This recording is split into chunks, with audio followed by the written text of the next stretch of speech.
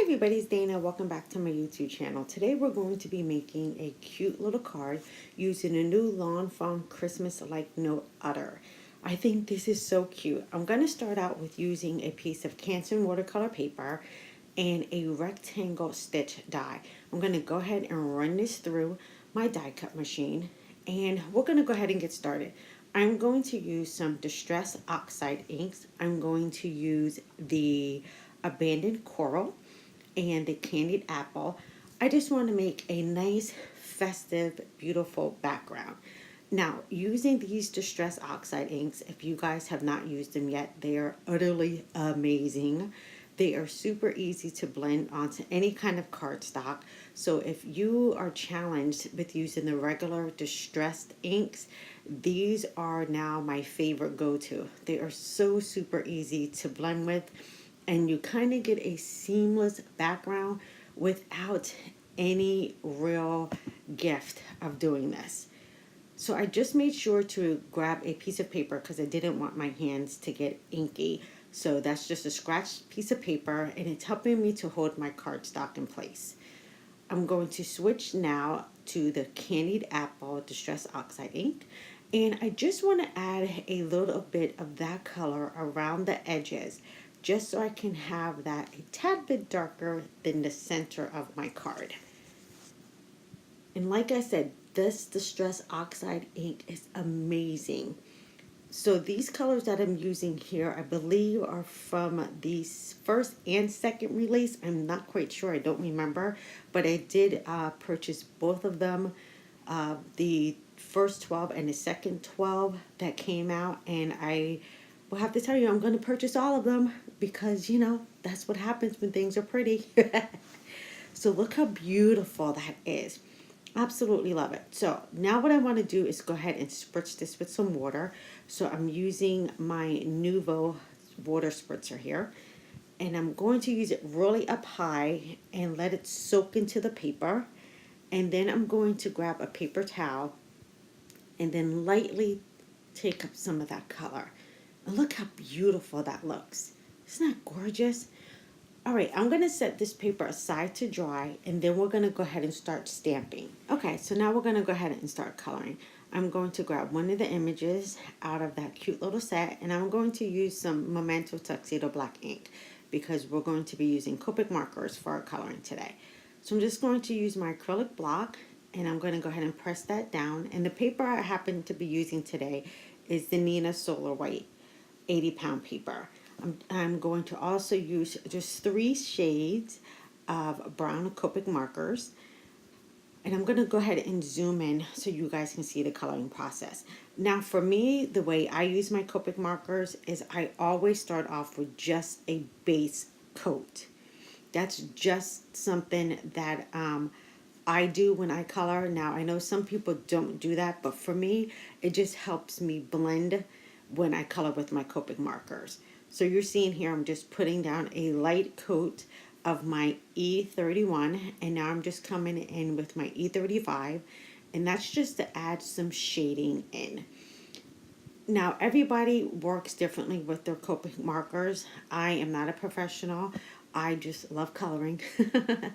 Now also during the month of September is the Daily Marker 30-day color challenge. So if you guys aren't participating in that challenge, this is a great month for you guys to get your color on. So you can watercolor, you can color with color pencils, your Copic markers, your crayons, whatever.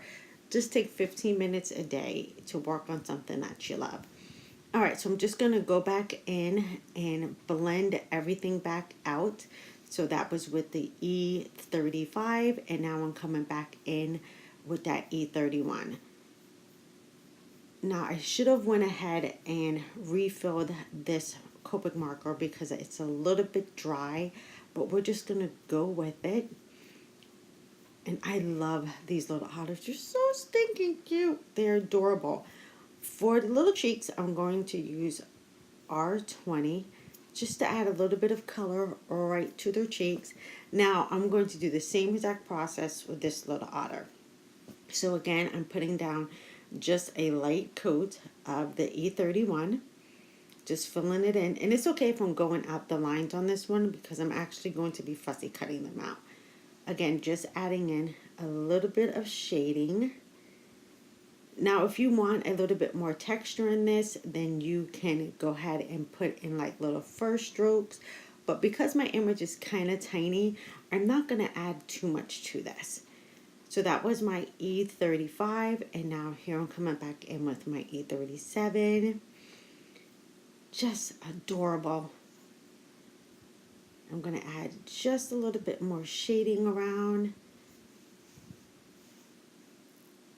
And then go ahead and blend everything back out with that E31. Super quick coloring. And that is it. They look so cute. Now I'm going to go right back in with that R20 and put back in those cheeks because our otters need some rosy little red cheeks. Alright, and the coloring is complete. Now I'm going to go ahead and use my scissors and go ahead and fussy cut this out. Alright, now since this is dry, I want to cut out a heart. So I'm going to use a heart die and run this through my die cut machine.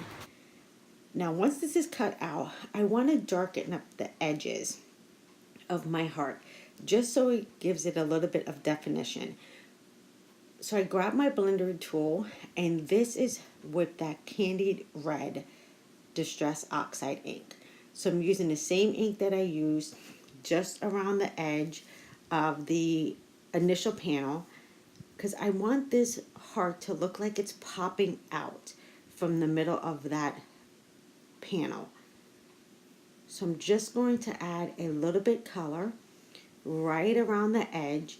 Now, if I get a little bit too heavy-handed, I'm not going to worry about it because, like I said, these Distress Oxide inks blend very well together. So even if I get a little bit more of that color where I don't want it, I'm going to grab my other blender that has that abandoned coral on it and just soften up those edges so my edges aren't really harsh.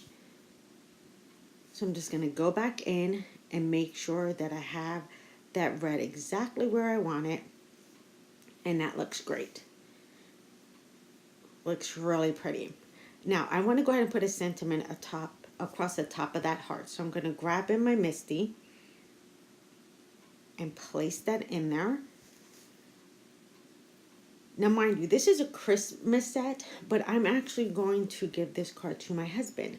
And I'm going to use this sentiment to my significant Otter. How cute is that sentiment? I think it's just too stinking adorable. So I'm going to place that right across the top of my heart. And for this one, I'm going to want to heat emboss this. So I'm going to grab my EK Success powder tool. And I'm going to put some down. And I'm also going to heat emboss a little something on that heart as well. Now, for this, I'm going to grab my Versamark, which is a clear ink, and press that down. Going to make sure I get a really good impression on that, which I did the first time out. And I'm going to use some white embossing powder for this. So this embossing powder here is my favorite. This is my Wow Ultra Bright White Embossing Powder. And I'll make sure to link everything in the description box below for you guys. I'm going to tap off the extra and just clean up a little bit that got on the top. That looks fabulous. Now, I always like to make sure that I heat up my heat gun before I actually bring it to my paper. That just helps the embossing powder heat quicker and keeps my paper from bowing too much. I also start from the back and then I bring it around to the front. And you can see how quickly it melts your embossing powder by doing it that way. Now that part there is done. Now I want to go ahead and emboss something on my heart. Now I'm going to take my cute little image and I'm going to put some hearts right along the side of that. And I don't need to use my Misty for this. I'm just going to grab an acrylic block and my Versamark again. But I need to have my little otters in place so I know where I need to place my hearts. Now I can go ahead and slide them out of the way and put those 3 little clusters, or the 3 heart cluster rather, right there in the corner. Now I can bring back in that white embossing powder and just tap some of that on there. Now I could have just went ahead and did this in white ink, but to me the white embossing powder shows up a lot better than just white ink. Alright, that looks fantastic, and now we can go ahead and start building the card. Now you guys know me, I always use a white card base, and this card base here is the Nina Solar White 110-pound card base. I'm going to go ahead and score that down the middle on my scoreboard and use my Teflon bone folder to go ahead and give me a really nice crease. Now my paper, my watercolor paper, is bowed a little bit, so I'm going to make sure that I use a good amount of my adhesive on here, just so I know that it's going to stick down to my card base really well. I know some people might think that it's a little bit of overkill, or I should have used maybe a liquid, but I don't use a lot of liquid adhesives very much when I am using or making cards rather.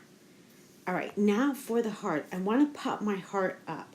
So I'm going to actually use, I'm going to use the foam tape to go ahead and pop this up in the center. So this is exactly why I wanted to have that little touch of red around the outside of my heart to give it some dimension. So now I can go ahead and peel off the backing of my foam tape. Just need to adjust that just a little bit, and then I can go ahead and pop that into place. Now this, like I said, is going to give me just a tad bit of dimension, but you're also going to be able to see just a little bit of the white popping out just underneath my heart. Anytime I do this, I like to give a little bit of dimension inside of my card panels anytime I cut something out of the center. All right, that looks fantastic. Now I can go ahead and bring in those adorable little otters, and I'm just going to use some pop-up squares for this, and I believe these are Scrapbook adhesive square foam squares. So I'm going to pull that off and then pop those right in place. I'm going to add a little bit of faux stitching right around the edges, so I'm going to use my Posca white paint pen just to add a little extra touch of white.